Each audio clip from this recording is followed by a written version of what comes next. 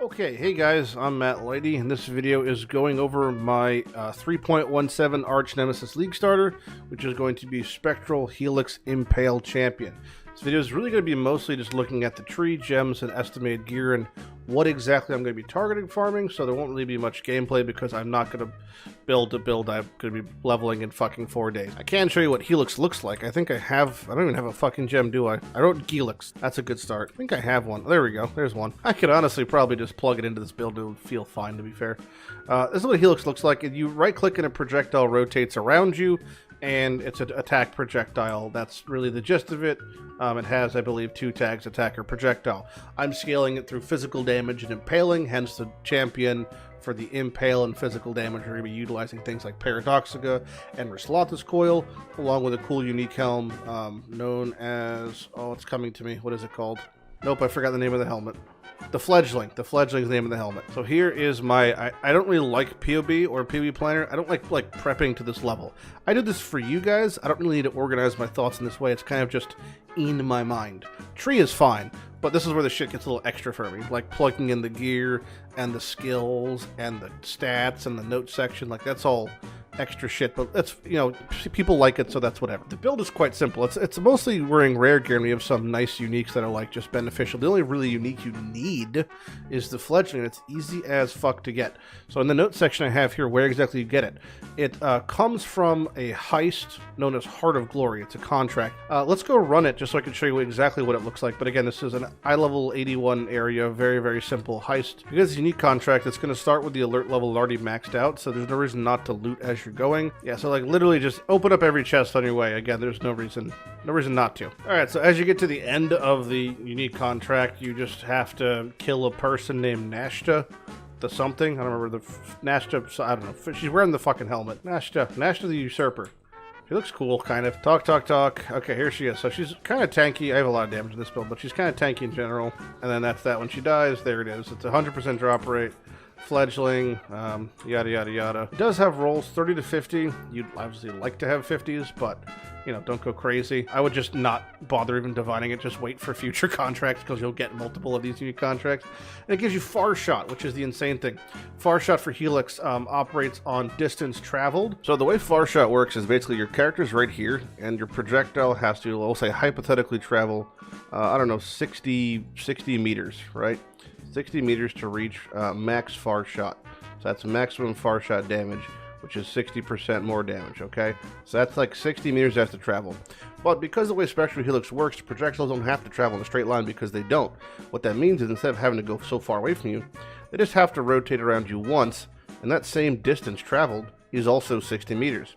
So by the time one projectile rotates fully around you, it has actually reached maximum Far Shot damage. Another thing is Rislothus Coil. There's no great way to get the belts. Unfortunately, you have a couple options, either Gwen Gambling or the Offspring div card. Offspring div card is this one. I believe it drops from Infested Valley previously and now is Stagnation. I believe it's rotating back to Infested Valley, so it's either one of the two, but it gives you Rislothus Coil. The card's fairly rare, the belt's fairly rare.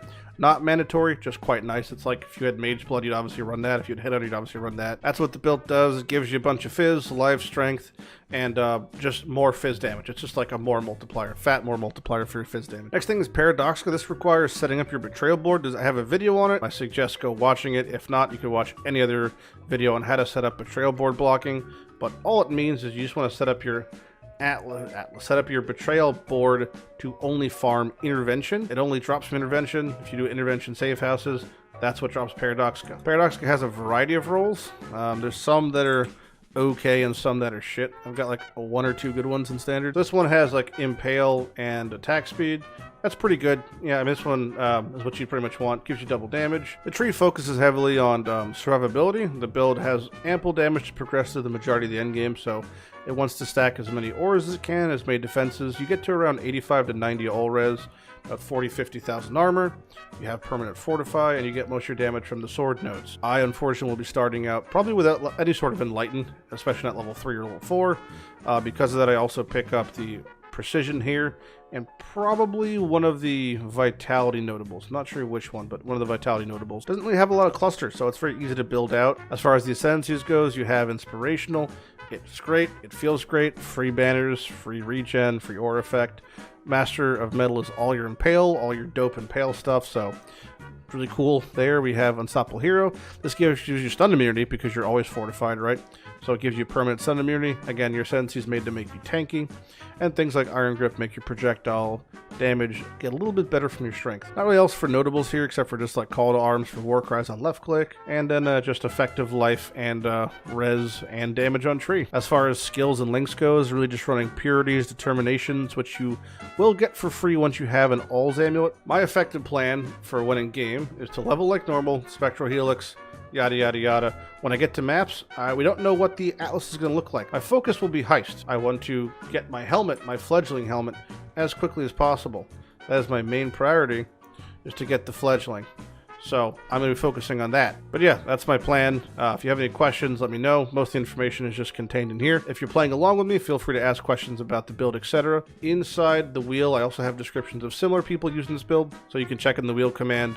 In the spreadsheet, we have the options under champion, Spectral Helix. If you want, you can pull specific people with maybe better gear. So if you want to check only Mage Blood users, you can, and see exactly what they're using. This guy's doing a Dream Feather variation. This guy has much nicer gear, and you can emulate something along the lines of what he's doing. The only addition of new things is like this man's running an Assassin's Mark ring.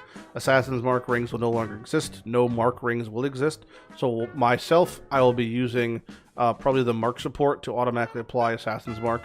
Just manually, eventually. But farming out an All's Amulet will be quite nice. You can either get one for Purity of Elements, or Pride, or Determination, or even Grace. Pretty much any good 50% aura that you can run is worth using. And again, for Paradoxical, you're looking for the physical and Impale roll, and some form of attack speed.